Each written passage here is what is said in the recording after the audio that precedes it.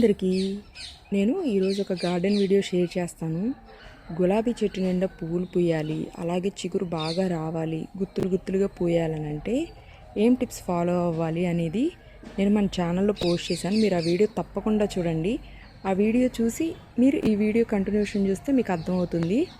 ఇక్కడ చూశారు కదా, ఈ చెట్టు నిండా ఎన్ని మొగ్గలైతే వచ్చాయో, ఈ మొగ్గలన్నీ ఉన్న ప్లేస్ మొత్తం పువ్వులు ఉండేవి.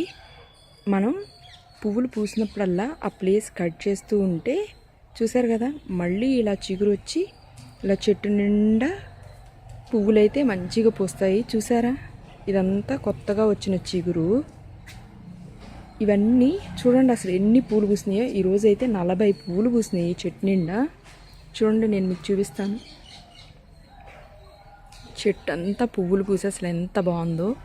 మళ్ళీ ఇవన్నీ పూలు ఉండేవి, ఇప్పుడు ఆ పూలన్నీ తుంపేసిన తర్వాత ఇట్లా మంచిగా అయితే చిగురు వచ్చేసేసింది. అసలు చూసారా, అసలు ఎంత గుత్తులుగా అయితే పూలు పూస్తున్నాయో అసలు భలే అనిపిస్తుంది. ఈరోజు మార్నింగ్ లెక్కేస్తే 40 పూలు అయితే ఉన్నాయి. అసలు చెట్టు అంతా ఇట్లా చిగురు వచ్చేసి మొగ్గలు అయితే చూడండి ఎంత బాగా వచ్చినాయో. మీరు ఆ వీడియో చూడండి. ఈ ప్లేస్ మొత్తం పూలు ఉండే, అవన్నీ తుంపేసేసాను. కొమ్మలు కట్ చేయకుండా మనం పువ్వులు తుంపేసేస్తే మళ్ళీ అదే ప్లేస్లో ఇలా చిగురు వచ్చేసి మళ్ళీ మొగ్గలు వచ్చేసేసినాయి.